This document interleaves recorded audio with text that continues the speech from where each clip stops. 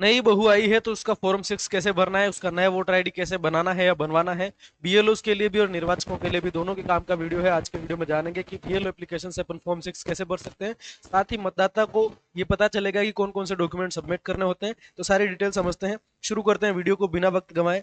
तो साथियों, BLO application से फॉर्म 6 भरने के लिए, नई बहू का फॉर्म 6 भरने के लिए आपको फॉर्म्स वाले ऑप्शन पे जाना है। फॉर्म्स वाले ऑप्शन पर जाने के बाद में आपको सेकंड नंबर पर ऑप्शन मिलेगा register as an register as a new elector और न्यू वोटर। यहाँ पर आपको जाना है। उसके बाद में आपको यहाँ पर सेक्शन और उसका नाम सेलेक्ट करना रहेगा, यानी कि आपका जो पूरा भाग है उसमें किस गांव की बहू है ना। तो यहाँ पर आपको वो सेलेक्ट कर लेना है। सेलेक्ट करने के बाद फिल फॉर्म 6 पर आपको आगे बढ़ जाना है। यहाँ पर जो है आपका स्टेट और डिस्ट्रिक्ट दिखाई दे देगा, विधानसभा का नाम दिखाई दे देगा। न्यू इलेक्टर पर आपको क्लिक करना है। न्यू इलेक्टर पर क्लिक करने के बाद में सेव एंड नेक्स्ट करेंगे। सेव एंड नेक्स्ट करने के बाद में यहाँ पर आपको नाम की एंट्री भरनी है, जैसा कि पहले भी मैंने बताया। कंप्लीट अकॉर्डिंग टू डॉक्यूमेंट्स आपको नाम भरना है। ये माया लिख दिया मैंने, ठीक है। और उसके बाद में सरनेम, ये सरनेम मैंने यहाँ पर भर दिया है। साथियों, फर्स्ट में क्या रहेगा यहाँ पर आप देख लीजिए, है ना। यहाँ पर अपन नाम इंग्लिश में भरेंगे, नीचे ऑटोमेटिक आपकी रीजनल लैंग्वेज में ट्रांसलेट होके आ जाएगा। अगर ये ट्रांसलेशन गलत है तो आप उसको ठीक कर लें। अब क्या होता है, सरनेम अगर आपने नाम के साथ भी लगा दिया और सरनेम वाले कॉलम में भी डाल दिया तो फिर वो डबल डबल एंट्री है। जैसे मेरा नाम राधेश्याम जटिया है तो फिर राधेश्याम जटिया जटिया आएगा। तो राधेश्याम यहाँ डाल दे और जटिया यहाँ डाल दे, ठीक है। और अगर ऊपर ही डाल देते हो पूरा तो फिर सरनेम को खाली छोड़ देना, ये तरीका रहेगा। अब यहाँ पर आपको कैंडिडेट का फोटोग्राफ जो है डालना है। फोटोग्राफ के लिए आप टेक फोटो ऑप्शन है आपके पास में, इमेज गैलरी से भी से ऑप्शन है। मैं यहाँ पर खींच करके चढ़ा देता हूँ फोटो। ये फोटो मैंने खींच लिया है।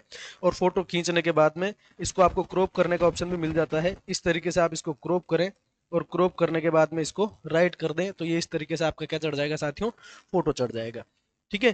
फोटो अपलोड हो जाने के बाद की प्रोसेस देखते हैं। ये फोटो अपलोड हो गया, उसके बाद आपको रिलेटिव का नेम सेलेक्ट करना है।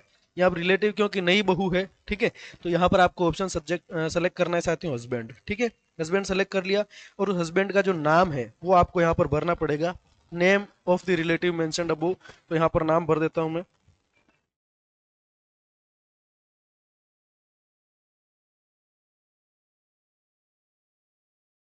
तो हस्बैंड का नाम आप यहाँ पर भर देंगे। उसमें भी वही तरीका रहेगा, आपका इंग्लिश में नेम, उसके बाद में regional name. Regional name automatic ये यहाँ पर आ चुका है।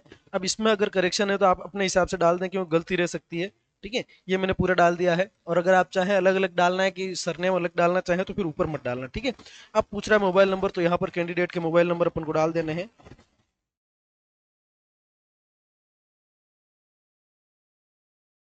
ठीक है साथियों। ये ठीक है, मोबाइल नंबर डाल दिए। अगर मेल अवेलेबल है तो मेल डाल दो, नहीं अवेलेबल है तो छोड़ दो।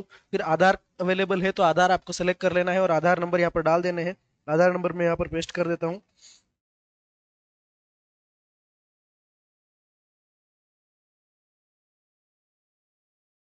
ठीक है। ये आधार नंबर डालोगे ऑटोमेटिक सर्च हो जाएगा। आधार नंबर वैलिड है तो ही लेगा, इनवैलिड नहीं ले पाएगा।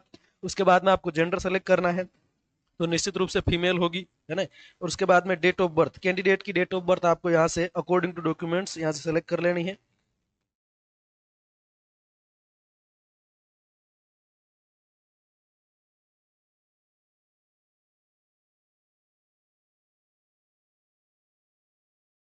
ये मैंने डेट ऑफ बर्थ यहाँ से सेलेक्ट कर ली, ठीक है। डेट ऑफ बर्थ सेलेक्ट करने के बाद में आपको डॉक्यूमेंट डेट ऑफ बर्थ के लिए आप कौन सा डॉक्यूमेंट इसका लगाना चाह रहे हैं, तो यहाँ से मैं आधार कार्ड सेलेक्ट कर रहा हूँ और आधार की कॉपी यहाँ पर मैं चढ़ा दे रहा हूँ, ठीक है। पीडीएफ आप चढ़ाने का, क्योंकि अगर फोटो चढ़ाओगे तो फोटो में आधार की एक ही साइड आती है, तो दोनों साइड की आप पीडीएफ बना करके ये पीडीएफ आप यहाँ पर अपलोड कर देंगे साथियों, ठीक है। तो मैंने पीडीएफ सेलेक्ट कर लिया और यहाँ पर ये डॉक्यूमेंट के रूप में चढ़ गई है। उसके बाद में आपको ऑप्शन मिलेगा साथियों save and next. Save and next आपने कर दिया। उसके बाद में यहाँ पर हाउस नंबर पूछा जाएगा आपसे कि हाउस नंबर आपको मालूम है क्या। हाउस नंबर आपको यहाँ पे भरना है, तो बिल्कुल आपको हाउस नंबर यहाँ पर भर देना है। रीजनल के अंदर भी डालना पड़ेगा आपको। ये पूरी प्रोसेस में आपको लाइव दिखा रहा हूँ तो ज़्यादा मैं चलिए यहाँ पर ये मैंने गांव का नाम डाल दिया है। रीजनल के अंदर भी गांव का नाम डाल देंगे।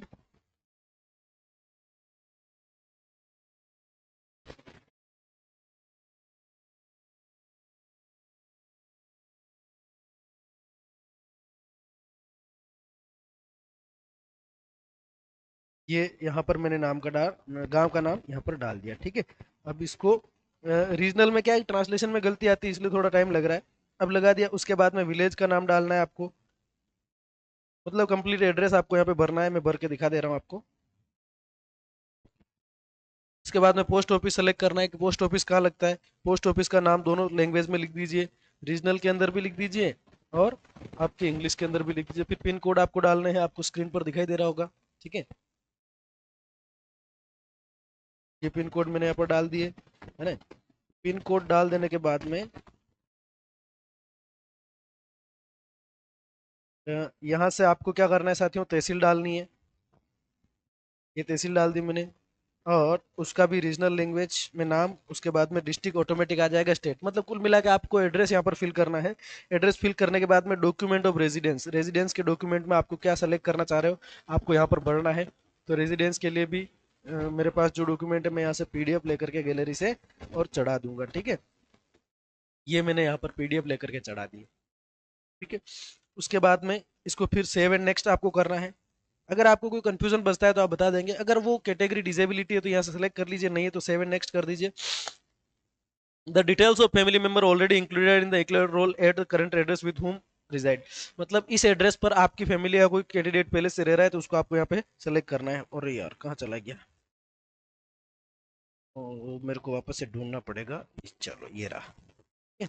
तो यहाँ पर अपन भर रहे थे फैमिली मेंबर का नाम।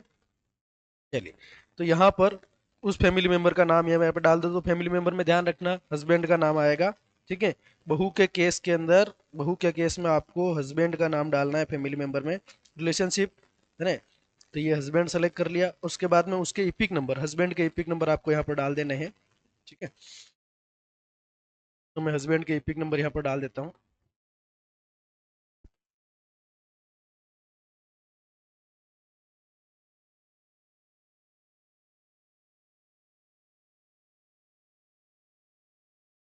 ये पिक नंबर मैंने यहाँ पर डाल दिया, ठीक है। पूरा फॉर्म आपके पास भरा हुआ है तो उसके अंदर से डिटेल्स देख देख के आपको डालनी है। अब यहाँ पर पूछा जा रहा है आपसे फादर का नाम, मदर का नाम, है ना, ये आपको यहाँ पर डिटेल्स भरनी है। किसकी, बहू की, तो उसके पिताजी का और मम्मी का नाम आपको यहाँ से डालना है। अगर इपिक नंबर अवेलेबल है तो ठीक, नहीं है तो कोई बात नहीं। तो नाम डाल देता हूँ मैं यहाँ पर,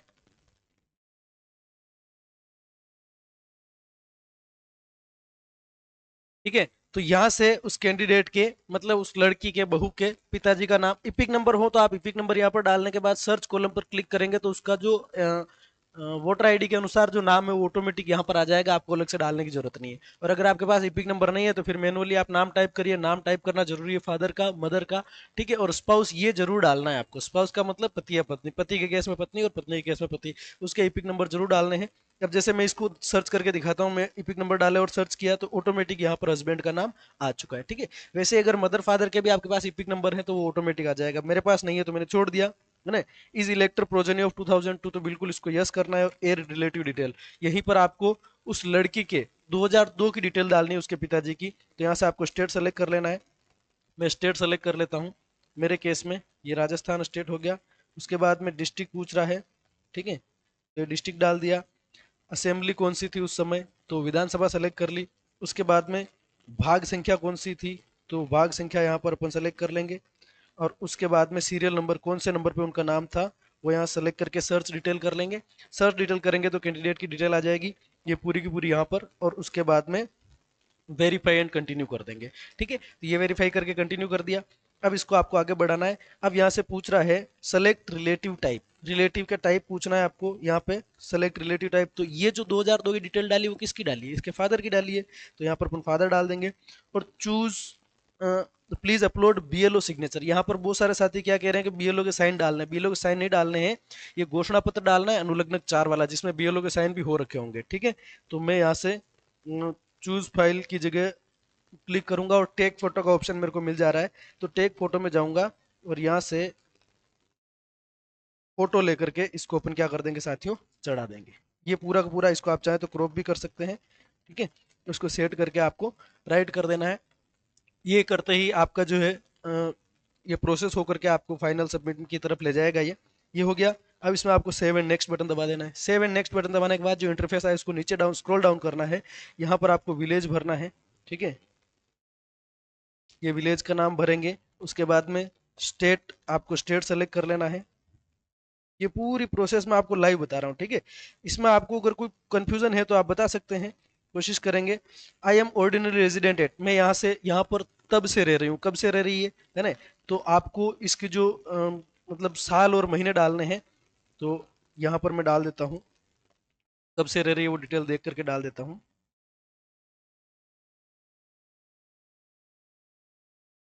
अप्रैल 22, ठीक है। तो यहाँ से विवाह पंजीयन के अकॉर्डिंग मैंने डेट देख ली, है ना, और वो यहाँ पर मैं डाल दूंगा।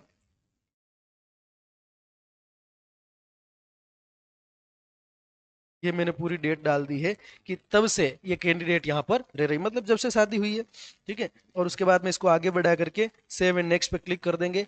अब यहाँ पर आप देखना चाहें कि कैंडिडेट का ईपिक कैसा आएगा, तो यहाँ पर क्लिक करेंगे और ये आपके सामने पूरा ईपिक का एक मतलब डेमो आ जाएगा कि इस तरह का ईपिक आपका दिखने वाला है। अब इसमें आपको चेक कर लेना है कि कहीं कोई दिक्कत तो नहीं है, ठीक है। उसके बाद में फॉर्म पे आएंगे फिर से, और इस पूरे को आप स्क्रॉल कर लेंगे, कहीं पे भी कोई दिक्कत हो तो आप चेक कर सकते हैं। उसके बाद बाकी सबमिट करेंगे। सबमिट करते ही आपके सामने क्या दिखा देगा साथियों, ये आपके सामने रसीद संख्या दिखाई दे देगी कि भाई ये इस तरीके से आपका फॉर्म सबमिट हो गया है, और उस कैंडिडेट को मोबाइल नंबर पर मैसेज चला जाएगा कि आपका फॉर्म 6 भर गया है। मैंने अपनी तरफ से बताने की कोशिश की। कोई इसमें अगर आपको कंफ्यूजन रहा हो तो आप कमेंट करके बताएं, बाकी आपकी समस्या मेरे हिसाब से सोल्व हो जाएगी। यहाँ पर आपको कोई इश्यू नहीं आने वाला है। मिलते हैं अगले वीडियो में, तब तक के लिए धन्यवाद।